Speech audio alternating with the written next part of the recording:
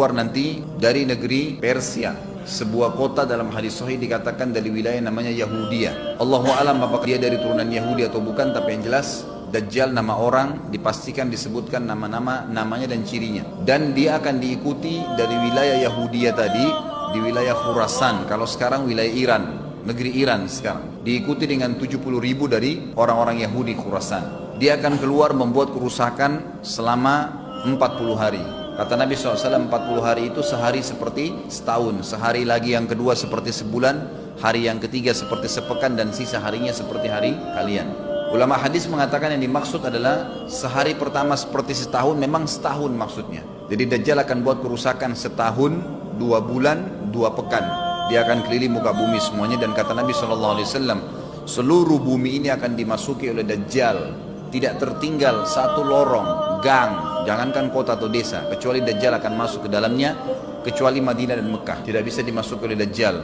Kata Nabi SAW dalam hadis sahih, karena di setiap pintu gerbang Mekah dan Madinah malaikat menghenuskan pedangnya dan menghalau Dajjal sehingga Dajjal tidak bisa masuk. Ciri-ciri Dajjal disebutkan dalam banyak hadis yang sahih adalah mata kanannya yang paling pertama rusak seperti anggur kering. Kata Nabi SAW dalam hadis sahih, ketahuilah Dajjal buta mata kanannya dan Tuhan kalian tidak buta, karena dia akan mengaku sebagai Tuhan. Bagaimana bisa orang mau mengikuti dia? Karena dia diberikan kelebihan sama Allah SWT. Dalam hadis sahih juga disebutkan kalau dia masuk ke dalam sebuah tempat, lokasi, wilayah, dan dia mengaku sebagai Tuhan, orang-orang ikutin, maka wilayahnya jadi subur, peternakannya jadi banyak, hujan turun dari langit, tanaman-tanaman mereka jadi subur. Memang fitnah, Allah turunkan tanda-tanda hari kiamat. Kalau wilayah itu tidak beriman kepada dia sebagai Tuhan, maka jadi kering, tandus, cobaan dari Allah Subhanahu wa ta'ala. Makanya kata Nabi SAW disebutkan cirinya Dajjal mata kanannya rusak dan seperti anggur yang rusak. Kemudian dia orangnya memiliki kulit yang kehitam-hitaman serta memiliki dahi yang lebar. Setiap orang beriman bisa membaca di dahinya tertulis 3 huruf, kafara. Semua orang yang ngerti tulisan Arab, tidak ngerti tulisan Arab akan bisa tahu dan baca itu. Di dahinya tertulis naudzubillah kafara, kufur. Semua orang muslim, orang beriman bisa baca itu. Rambutnya keriting dan orangnya tinggi besar. Dia akan mengaku sebagai Tuhan, dan Dajjal akan diikuti kata Nabi SAW dengan pohon, dengan gunung, bergunung-gunung makanan. Allahu a'lam maksudnya bergunung-gunung ini seperti apa, tapi Dajjal kemungkinan besar memiliki banyak sekali persiapan yang dia akan berikan kepada wilayah-wilayah yang beriman kepadanya. Kata Nabi SAW, kalau kalian dengar Dajjal keluar di satu lokasi, maka menghindarlah. Walaupun kalian harus lari ke gunung, tapi kalau seseorang di antara kalian bertemu dengannya, maka kokohkanlah. Artinya, kuatkanlah iman kalian walaupun kalian harus dibunuh. Dajjal ini memiliki di tangan kanannya api, kelihatan besar. Allahu alam di telapak tangan atau di sebelah kanan tubuhnya. Kemudian di sebelah kirinya itu memiliki air yang sejuk seperti sebuah lautan yang luas. Sebagian ulama hadis mengambil hadis ini dengan letter-letternya, artinya dia memang punya api yang sangat besar untuk menghukum orang-orang yang tidak beriman pada dia, dan dia memiliki sungai yang atau lautan yang luas, airnya sejuk dan dingin bagi orang yang ikut kepada dia. Kata Nabi SAW, kalau kalian ditangkap oleh Dajjal, hadis begini, kalau kalian dengarkan Dajjal, carilah tempat yang jauh dan jangan seseorang di antara kalian berkata, imanku kuat, aku akan menghadapinya. Karena bisa saja dia mengatakan itu, ternyata pada saat ketemu dia jadi pengikutnya. Tapi kalau kalian bertemu, kokohkanlah pendirian kalian dan yakinlah Dajjal, ya, di tangan kanannya ada api dan di tangan kirinya ada lautan. Kalau kalian tertangkap, maka pilihlah yang di tangan kanannya, yang api, dan ucapkanlah bismillah. Pada saat kalian pun harus dilemparkan ke api itu, ketahuilah api tersebut adalah lautan yang dingin. Terbalik, air yang dingin di tangan kirinya sebenarnya itu adalah api neraka yang panas. Maka kita diajar oleh Nabi SAW. Dajjal terus aja banyak pengikutnya, akan diekspos. Seperti kita tahu sekarang, luar biasa bagaimana media dalam sekejap saja sudah bisa tersebar di sana sini beritanya. Kata sebagian ulama yang menanggapi fasilitas media kita di zaman sekarang mengatakan, kemungkinan besar memang Dajjal ini akan terekspos sangat cepat karena adanya media kayak kita sekarang. cepatnya dia keliling muka bumi ini setahun, 2 bulan, 2 pekan sudah semua bumi ini dilingkari, didatangin karena memang sekarang fasilitas pesawat ada, transportasi mudah.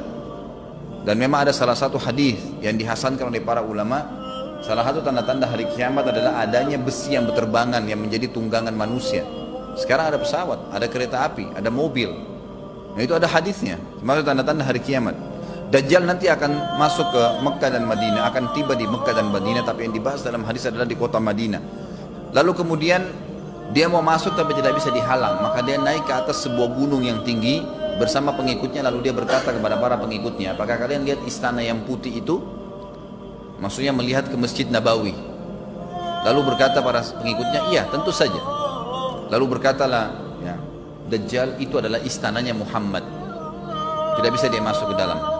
Dia hanya batas wilayah haram di luar kota Madinah. Maka kata Nabi SAW, Dajjal pun menepukkan telapak kakinya ke bumi di luar kota Madinah, maka terjadilah gempa di kota Madinah, dan keluar dengan gempaan tersebut semua orang yang munafik, karena orang kafir nggak ada di Madinah. Semua orang yang di dalam hatinya ada sifat kemunafikan keluar dan jadi pengikutnya Dajjal karena goncangan itu. Dan tertinggallah di kota Madinah orang yang hatinya bersih imannya kepada Allah subhanahu wa ta'ala. Lalu kata Nabi SAW, akan keluar dari kota Madinah nanti saat satu orang anak muda dengan hikmah Allah, dia keluar dan orang ini bersih hatinya dengan keimanan, maka Dajjal pun menangkapnya. Lalu dia ingin mendemokan kemampuannya di depan para pengikutnya. Lalu kemudian Dajjal pun mengatakan kepada anak muda tersebut, saya Tuhanmu. Anak muda itu mengatakan, kau adalah Dajjal yang telah disampaikan oleh Nabi kami Muhammad SAW. Maka dia pun mengambil gergaji, sebagian hadis lain menjelaskan alat yang tajam, lalu membelah dua anak itu. Dari kepalanya dibelah sampai ke kemaluannya, terbelah dua kiri kanan.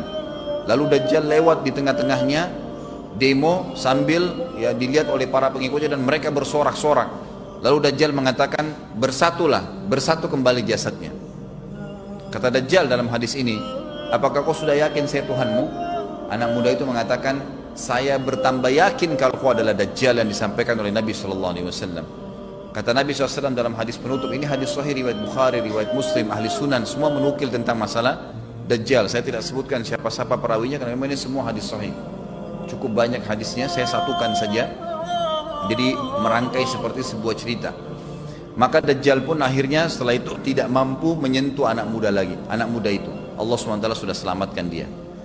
Ringkas cerita, Mekah sama Madinah cuma dia laluin, kemudian dia menuju ke Palestina. Pada saat tiba di Palestina, Dajjal sendiri tidak tahu kalau ajalnya sudah dekat.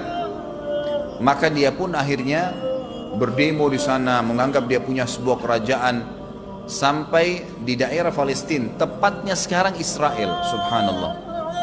Direbut wilayah itu oleh Israel tanpa mereka sadari, dalil-dalil wahyu menuntun mereka ke situ. Ada sebuah kota namanya kota Babulut. Di Israel itu kota itu ada, saya pernah lihat cuplikannya. Termasuk kota yang diidolakan di dalam negeri Israel sendiri namanya Babulut. Subhanallah, hadis menyebutkan nama Babulut. Hadis Nabi SAW dari 1400 tahun yang lalu mengatakan, nanti Dajjal akan berkumpul di sebuah wilayah namanya Babulut di Syam. Maksudnya di Palestina itu, Israel sekarang. Ada kota Babulut dan orang Yahudi sekarang lagi gencar membangun kota itu dan dianggap kota favoritnya Israel. Subhanallah. Dajjal akan masuk ke sana dan berkurung diri. Pada saat dia tiba di Palestina, waktu yang bersamaan di kota Madinah berkecamuk. Kaum muslimin sepakat semua keluar untuk mengejar Dajjal dan membunuhnya. Keluar dari kota Madinah satu orang yang namanya seperti namanya Nabi Muhammad SAW, Muhammad bin Abdullah, dan dia dari turunan Nabi SAW juga. Kata Nabi SAW, akan keluar nanti ya, seseorang dari kota Madinah, dari keturunanku, yang namanya seperti namaku, Muhammad bin Abdullah, juga sama posternya, parasnya seperti aku, sama dengan Nabi SAW, persis alisnya, rambutnya, kulitnya, dari turunan Nabi SAW, tapi dari asli kota Madinah. Sebagian ulama hadis mengatakan dari turunan Hasan radhiyallahu anhum ajmain. Intinya kata Nabi SAW akan keluar nanti dari kota Madinah, tapi akhlaknya bukan seperti akhlakku. Tentu tidak mungkin ada orang yang sama dengan akhlak Nabi SAW. Kata Nabi SAW, Allah mengubah dia dalam sehari semalam. Tiba-tiba berubah menjadi orang baik dalam sehari semalam, jadi orang faham agama. Lalu orang-orang pun akan datang kepadanya dari masyarakat Madinah berkata, engkau adalah turunan Rasulullah sallallahu alaihi wasallam, pimpinlah kami berperang melawan Dajjal. Maka dia pun menolak. Dia menolak awalnya, kemudian dia menuju ke Mekah diikutin dengan 300 orang pertama dari kota Madinah. Sampai di Mekah, setelah selesai dia tawaf, maka seluruh muslimin menunjuknya sambil mengatakan engkau harus memimpin kami. Dan orang ini punya julukan Mahdi, dikenal dengan Imam Mahdi. Inilah tanda-tanda kiamat yang kedua. Setelah Dajjal keluar, buat kerusakan di muka bumi tadi selama 40 hari itu atau setahun lebih. Kemudian keluarlah tanda-tanda kiamat kedua pada saat dia sudah tiba di kota Babulut di Israel. Keluarlah si Mahdi ini. Pada saat dia tiba di Mekah, dibaiatlah oleh banyak kaum muslimin, tidak disebutkan jumlah pasukannya, maka terbentuklah pasukan jihad yang mengejar Dajjal menuju ke Palestina. Lalu keluar tanda-tanda kiamat 3, langsung berentetan semua. Makanya ulama mengatakan tanda-tanda kiamat kecil itu antara satu sama yang lain ada jarak-jaraknya. Tapi kalau tanda-tanda kiamat besar sekali datang, maka datang semua. Walaupun memang ada masa, gitu kan, ada masanya. Tanda-tanda kiamat besar yang ketiga adalah pada saat pasukan Imam Mahdi dengan pasukan jihad itu tiba di Darul Baydha namanya, kota putih yang ada menara putihnya, dan itu sekarang di negeri Syam, tepatnya di Damaskus, ibu kota Syria. Sebagian ulama mengatakan Masjid Jami' Syam, karena memang menaranya berwarna putih. Hadis menyebutkan di menara itulah, di masjid itulah Imam Mahdi mampir sholat asar bersama pasukannya, dan sudah dekat. Syam, negeri Syam, masuk di dalamnya wilayah itu adalah Israel, ya sekarang Palestina, kemudian Syria, dan ini masjid ada di Syria, di Damaskus. Pada saat itulah datang tanda-tanda kiamat besar yang ketiga, yaitu turunnya Nabi Isa alaihissalam. Kata Nabi SAW dalam hadis Bukhari, hadis Muslim, hadis Sahih semuanya, dikatakan Isa alaihissalam akan turun sambil memegang kedua sayapnya malaikat, dan dari rambutnya yang basah meneteskan air. Pegang sayap malaikat turun, dan semua muslimin waktu itu menyaksikan, yang masih hidup zaman itu menyaksikan, dan ini wahyu, penyampaian, pasti terjadi. Maka dia pun turun, lalu kemudian dia masuk, dan orang-orang pada saat itu mengenalnya kalau dia adalah Isa, dan mereka sudah tahu ini masanya turunnya, keluarnya Dajjal, ini Mahdi sudah ada, mereka tahu akan turun Isa, sudah ada informasi seperti saya sampaikan ke Bapak Ibu sekarang, itu mungkin muslimin di zaman itu sudah tahu semua. Maka Isa pun alaihissalam waktu itu dipersilakan oleh Mahdi untuk jadi imam, maka dia pun mengatakan tidak, imam dari kalangan kalian. Dan kata Nabi SAW, ini kemuliaan bagi umat ini, karena Nabi sholat di belakang umat ini. Semestinya kalau ada Nabi, pasti Nabi yang jadi imam, tidak mungkin digantikan oleh manusia biasa. Tapi waktu itu Imam Mahdi menjadi imam dan Nabi Isa sholat di belakangnya. Perlu anda tahu juga hadis Nabi SAW yang sahih yang berbunyi, kalau Musa dan Isa hidup di zaman aku sudah diutus, niscaya keduanya akan jadi pengikutku. Jadi memang kena kebenaran agama ini dibawa oleh Nabi SAW. Baik, sholatlah mereka, kemudian mereka menuju ke Palestina. 3 tanda-tanda kiamat sekaligus terjadi. Pada saat menuju ke Palestina, tiba di pintu gerbang Babulut, dan di wilayah Babulut ini kata Nabi SAW, nanti Isa akan masuk dan membunuh Dajjal, dan setelah membunuh Dajjal maka seluruh pengikut Dajjal dari kaum Yahudi akan bersebaran sembunyi di bawah batu dan pohon, di atas batu dan di bawah pohon. Semuanya batu dan pohon itu akan berbicara kepada setiap pasukan mujahidin, berkata, wahai muslim, ini Yahudi di atas saya atau di bawah saya. Batu bilang ini Yahudi yang sembunyi, yang pohon mengatakan, wahai muslim, ini Yahudi, bunuhlah dia. Maka dibunuhlah orang-orang Yahudi tersebut yang menjadi pengikut Dajjal oleh kaum muslimin, kecuali satu pohon, namanya pohon Garqat. Pohon Garqat ini pohon yang daunnya kadang-kadang agak kering dan ada duri-duri, ya, batangnya ada durinya. Subhanallah, pohon ini dikenal dengan pohon Yahudi, karena satu-satunya pohon yang tidak akan bicara nanti adalah pohon ini. Dan apakah Bapak Ibu sudah tahu, sekarang pemerintah Israel besar-besaran menanam pohon itu. Subhanallah, kalau anda lihat di berita tentang apa yang sekarang ditanam di negeri Israel orang Yahudi, maka yang paling banyak adalah pohon Garqat. Bahkan cuplikan yang saya lihat tentang Babulut itu pohon Garqatnya sudah sangat besar-besar, diameter sudah 3 meter, 4 meter ke atas. Mereka sangat tahu tentang hadis ini. Tapi memang orang Yahudi, sebagaimana Ibnu Abbas katakan radhiyallahu anhu, beliau mengatakan sabda firman Allah SWT, tafsirnya surah Al-Fatihah, ghairil maghdubi alaihim, bukan orang-orang yang kau murkahi ya Allah, ihdinas siratal mustaqim, tunjukkanlah kami jalan yang lurus, siratal ladzina an'amta alaihim, jalan orang-orang yang telah kau berikan petunjuk, maksudnya orang-orang yang beriman. Ghairil maghdubi alaihim, bukan orang yang kau murkahi. Kata sahabat Nabi Ibnu Abbas radhiyallahu anhu adalah orang-orang Yahudi. Allah murka sama mereka karena mereka tahu kebenaran tapi mereka tidak mau ikutin. Itu cirinya orang Yahudi. Bahkan Allah mengatakan tentang mereka terhadap Nabi SAW, ya'rifuna kama ya'rifuna abna'ahum. Mereka mengenal Muhammad SAW sebagaimana mereka mengenal anak-anak mereka sendiri. Jadi orang Yahudi tahu. Waladhdallin, dan bukan orang-orang yang sesat. Ini adalah kata Ibnu Abbas, orang-orang Nasrani mau nyebarin agama tapi mereka keliru. Agamanya yang Nabi Isa itu tidak wajib disebarkan di seluruh dunia, tapi disebarin untuk Bani Israel, karena Nabi Isa diutus untuk Bani Israel. Mereka mau berdakwah tapi salah. Ringkas cerita adalah Nabi Isa alaihissalam akhirnya tiba dengan pasukan mujahidin di depan pintu gerbang Babulut. Kemudian orang-orang Yahudi tidak kenal, tidak tahu Nabi Isa, tidak tahu tentang itu Mahdi. Mereka belum tahu ini. Mereka berbangga-bangga saja. Lalu mereka berkata kepada Dajjal, ada pasukan, segelintir pasukan yang mau menyerang kita. Dajjal mengatakan, bukakan pintu gerbang. Mereka tidak akan mampu melawan kita karena pasukannya mereka banyak memang. Maka Dajjal dengan sombongnya menunggu di depan pintu gerbang. Pada saat dibuka, Dajjal kaget melihat ada Isa alaihissalam. Dan pada saat itu kata Nabi SAW, Dajjal faham kalau sudah tiba ajalnya. Begitu melihat Isa alaihissalam, dia lari dan badannya sambil meleleh di depan para pengikutnya. Lalu Isa alaihissalam mengejarnya, mengatakan, wahai musuh Allah, saatnya kau akan menemui ajalmu. Lalu ditusuklah dengan tombak emas di antara dua matanya, maksudnya di dahinya, ditusuk oleh Isa alaihissalam dan matilah Dajjal. Pada saat Dajjal mati, pengikutnya pada ketakutan semua. Mereka anggap Dajjal Tuhan, mereka anggap Dajjal orang yang perkasa lah, orang yang kebal lah, beragam macam kelebihan. Mereka kaget pada saat mati, maka bertebaranlah mereka dan akhirnya mereka sembunyi di bawah pohon dan batu. Di atas batu kemudian seperti saya katakan tadi, hadis menjelaskan batu dan pohon akan memberikan penjelasan, hai muslim ini Yahudi bunuhlah. Maka dibunuhlah pada saat itu mereka.